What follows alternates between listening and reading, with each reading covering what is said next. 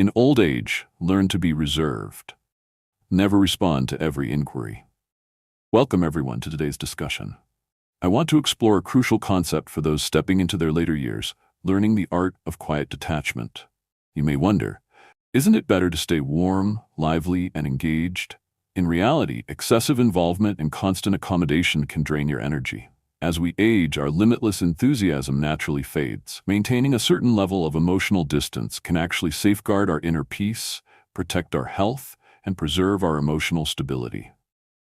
Growing older isn't just about getting through the day.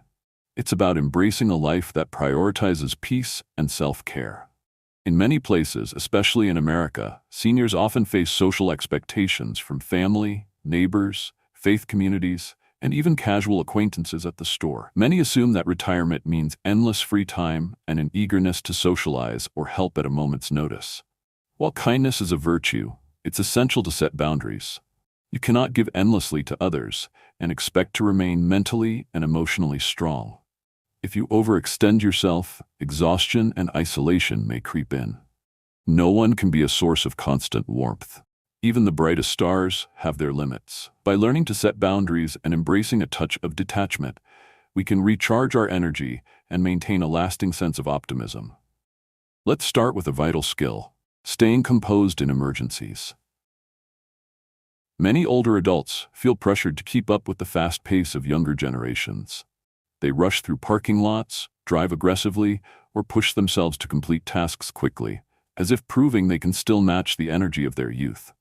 However, speed often leads to missteps. A single moment of carelessness, missing a curb or turning too sharply, can result in a dangerous fall. When you're young, recovering from a stumble is easier, but as you age, a fall can mean broken bones, hospital stays, or worse. Emergencies happen at any stage of life. Your partner might suddenly feel lightheaded and collapse, or a smoke alarm could blare in the middle of the night. In these moments, taking a brief pause, breathing deeply, and steadying yourself before reacting can prevent further harm. Acting in a panic often leads to more trouble. Slowing down isn't a sign of weakness. It's a way to move wisely and protect yourself. I remember hearing a story about Mr. Anderson, a 75-year-old retired teacher from Boston, who accidentally locked himself out of his house while his 2-year-old granddaughter was still inside. In a panic, he grabbed a spare key and tried to force it into the lock, only to snap it off. As the child's cries grew louder, Mr. Anderson became frantic, scrambling for tools, peering through windows, and calling out to neighbors. But his hurried efforts only made things worse. Finally, a neighbor called 911, and the police arrived to safely open a window. Looking back, a few moments of calm thought could have spared him from breaking the key and putting his granddaughter through such distress. In urgent situations, we often escalate the crisis in our own minds, leading to rash decisions. Taking just a moment to pause and assess can reveal a better solution. That mental clarity, that controlled detachment, is what allows us to handle pressure without losing our composure. Now let's talk about handling toxic or negative individuals in later years.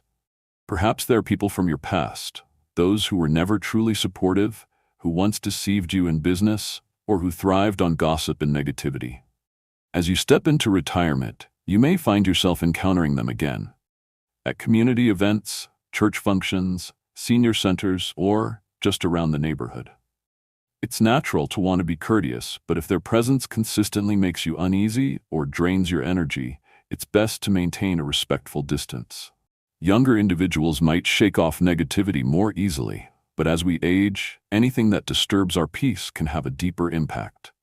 Keeping a bit of emotional distance in these situations isn't unkind, it's protective. By staying politely detached, you safeguard your well-being. You don't have to engage in every conversation or entertain small talk with those who once made your life difficult. You've earned the right to decide whom you welcome into your space. Along those lines, it's also important to be selective about where you invest your time socially. In places like America's cities and suburbs, there's no shortage of opportunities: luncheons, reunions, volunteer groups, hobby clubs. While these can be enjoyable, overcommitting can lead to exhaustion. Some events become little more than competitions. Who's had the most successful retirement? Who's traveled the most? who's financially better off. Others can even attract individuals looking to take advantage of seniors through scams. Finding balance is key. Choose the connections and activities that genuinely bring you joy and fulfillment, not those that leave you feeling depleted. In many social settings, persuasive individuals attempt to sell timeshares, questionable financial schemes, or so-called miracle cures. It's wise to be more selective about what you agree to.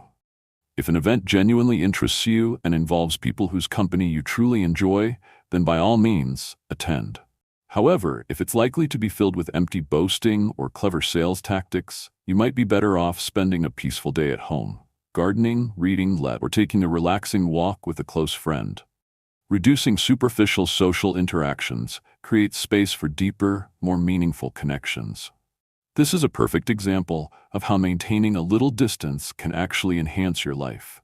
Now, let's discuss family, especially adult children.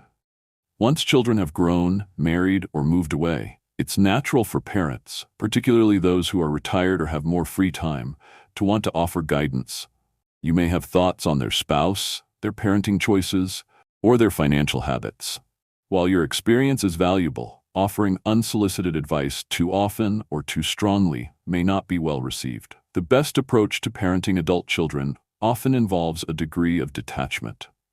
Observe from a distance, provide gentle suggestions when they explicitly ask, but otherwise allow them to learn through their own experiences. Many older parents find themselves deeply involved in everyday family dynamics, especially when helping with grandchildren or living under the same roof. If you notice conflicts between your son and daughter-in-law, it might feel natural to intervene, but more often than not, doing so only adds to the tension. Sometimes, stepping back is the best way to maintain harmony. Sometimes, children need to stumble, even fail, to truly grow. Maintaining a bit of emotional distance here doesn't mean you don't love them. It means giving them the space to find their own solutions. If they face a serious crisis, you can always step in with guidance. But allowing them to navigate life's smaller challenges on their own strengthens their problem-solving skills, while also preserving your own emotional energy. One of my favorite sayings is, "Let go of grand illusions and hold on to a handful of true friends." This speaks to the reality that, in our later years, we don't need a vast network of acquaintances. We need a small, trusted circle. The larger the group, the greater the likelihood of gossip, drama, or misunderstandings. This is especially true in senior communities or assisted living settings, where it's easy to get caught up in social whirlpools where everyone knows each other's business. By keeping your circle smaller and more meaningful, you cultivate deeper, more fulfilling relationships. Real friendship doesn't require constant effort. It doesn't ask you to exhaust yourself trying to please others or carefully measure every word you say. True trust is a comfort, allowing you to be yourself without fear of judgment or manipulation. Another aspect of this mindset involves handling discussions about money, pensions, or Social Security. In America, financial situations among seniors vary widely. Some enjoy generous retirement packages from past employers, while others rely solely on Social Security or part-time work. Some built strong savings through decades of stable careers, while others faced unpredictable jobs or health struggles that made it difficult to set money aside. When someone asks about your finances, how much you receive in Social Security, what kind of pension you have, or whether you've built up significant savings, it's often best to answer vaguely or redirect the conversation. Bragging may unintentionally hurt those who are less fortunate, while sharing financial struggles could invite unwanted judgment or pity. Keeping such matters private is a simple way to maintain your peace and protect your personal dignity. There's also the chance that someone probing about your finances has an ulterior motive, perhaps trying to push you into a risky investment or financial scheme. It's always wise to keep discussions about money discreet. A simple, polite response like, "I manage well enough," or "I get by just fine," can shut down further inquiries. The specifics of your bank account, mortgage, or healthcare costs are personal, and they should stay that way. The same principle applies when discussing your children's successes or struggles. Maybe your child earns a high salary, or maybe they're facing financial hardships and you support them each month. Either way, Bringing it up in casual conversation can lead to unnecessary complications. Some people may feel jealous if your children are doing well, while others may judge or pity if they're struggling with debt or job loss. Just as your own financial situation is private, so is theirs. If someone presses for details, "How much does your son make as an engineer?" a light but vague response like, "He's doing well, thanks for asking," is usually enough to steer the conversation away. Maintaining a bit of detachment in these moments can save you from uncomfortable or even manipulative interactions. Now let's talk about your children's romantic relationships or marriages. Many older parents naturally feel concern, curiosity, or even unease when their son or daughter starts dating someone new. You may question whether the partner is a good fit or worry about cultural differences. But once your child reaches adulthood, those decisions are no longer yours to make. Of course, if they come to you for advice, you can share your thoughts in a thoughtful and gentle way. However, unsolicited opinions, especially strong ones, can strain your relationship rather than help. Sometimes, stepping back and allowing them to navigate their own romantic choices is the best way to maintain harmony and keep your connection intact. At the same time, openly approving or criticizing your child's partner can lead to unnecessary tension. If someone in your social circle asks, "So what do you think of your son's fiancée? Is she a good match?" it's often less about genuine concern and more about sparking gossip. A neutral response like, "I trust my child's judgment and I'm here if they need me," is usually the best approach. By keeping your true feelings, whether overly positive or negative, to yourself, you avoid potential conflicts and give your child the space to navigate their own relationship. Should they face challenges, you can always offer support, but that doesn't mean you have to take control of their personal life. This, at its core, is the quiet detachment we're discussing. An approach that allows you to be present without overstepping. Many older adults struggle with guilt if they don't immediately step up to help others, particularly when it comes to physically demanding tasks. A friend, a neighbor, or someone from your church group might ask, "Could you help me move some furniture?" Or, "Would you mind fixing the shingles on my roof?" If you've always been known as the dependable, helpful one, saying no can feel uncomfortable. However, with age, heavy lifting and strenuous work carry real risks. Whether it's a pulled muscle, a slipped disc, or something worse, it's important to assess whether a request is beyond your physical capabilities. Being honest, "I'd love to help, but I don't think I can manage that safely," is far wiser than pushing yourself into harm's way. You might suggest a professional moving service or recommend they reach out to a community group for assistance. A little emotional distance here isn't selfish. It's necessary for protecting your health and ensuring you don't put yourself at risk. Beyond these major concerns, money, children, and physical labor, there are countless smaller requests and inquiries that can sneak up on you. "Could you watch my grandkids for a week while I go on vacation?" "Would you like to invest in my house flipping project?" "What do you think about your neighbor's divorce?" The list is endless. When faced with certain questions, it's easy to feel the urge to respond immediately. Yet sometimes, the wisest answer is no answer at all, or a polite, non-committal response. Older adults, like anyone else, can find themselves caught in the web of family drama, community gossip, or social pressures. Choosing to remain a bit detached in these moments doesn't mean you're indifferent. It simply creates a buffer that keeps your mind free from unnecessary stress. Time often reveals answers or causes small conflicts to fade on their own. Instead of rushing to insert yourself into every situation, letting things settle naturally can be the better course of action. Each time you resist the urge to respond to an intrusive question, you grant yourself a moment of clarity, a way to protect your peace. In doing so, you send a quiet message. My inner balance is more important than proving how accommodating or knowledgeable I can be. This doesn't mean you should never help others or never share your perspective. Rather, it encourages you to pause and consider whether your involvement will genuinely be helpful, or if it might create more complications. We've all seen how one careless remark can lead to misunderstandings that last for years. By staying composed and thoughtful with your words, you reduce unnecessary stress and conflict. True self-care in later years isn't just about staying physically active, eating well, or taking medications on time, though these are important. Emotional and mental well-being also play a critical role. While much attention is given to diet and exercise, people rarely discuss the exhaustion that comes from an overcommitted schedule, excessive obligations, or entangling oneself in matters that aren't truly essential. By embracing a touch of detachment, you create room for mental peace. You give yourself the freedom to enjoy quiet, simple pleasures. Reading your favorite books, listening to soothing music, painting, spending time with a beloved pet, taking leisurely walks with a close friend, or simply sitting in your backyard, sipping tea and admiring the birds. This deliberate, measured approach is exactly what nurtures both a peaceful mind and a healthier body.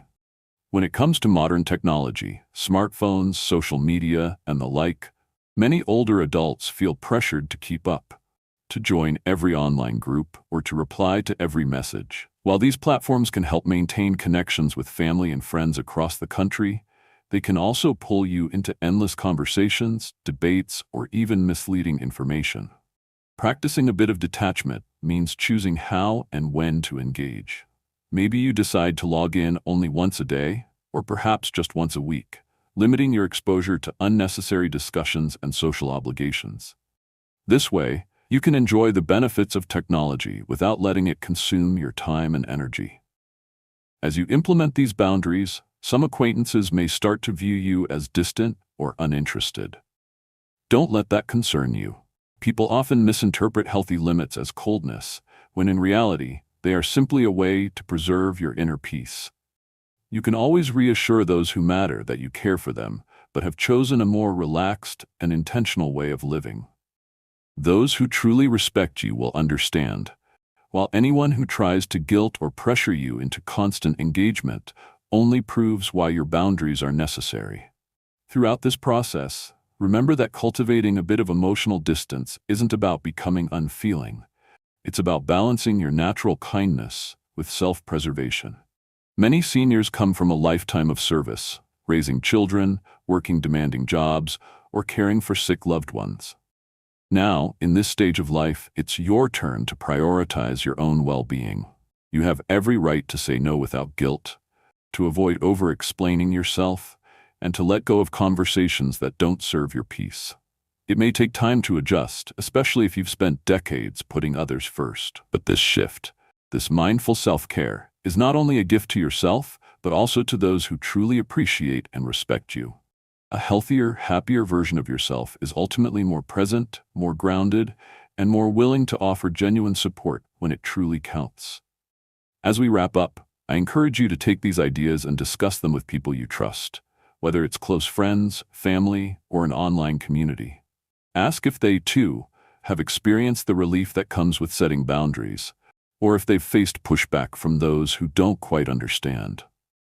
By sharing our experiences, we gain insight and reassurance. Perhaps you have a personal story, maybe a time when you politely declined a stressful request, and it turned out to be the best choice for everyone involved. Or maybe you still find it difficult to say no in certain situations without feeling guilty. Engaging in these conversations allows us all to learn from each other. At the end of the day, we're all striving to grow older with grace, dignity, and a sense of inner peace. If this discussion resonated with you, consider sharing it with someone who might benefit. And if you enjoyed this episode, I'd appreciate it if you'd hit the like button, subscribe for more reflections, and turn on notifications so you never miss an update. Thank you for joining me in this exploration of life's later stages. May we all move forward with a little more emotional distance. Not a cold indifference, but a thoughtful boundary that allows us to remain warm and generous to those who truly matter.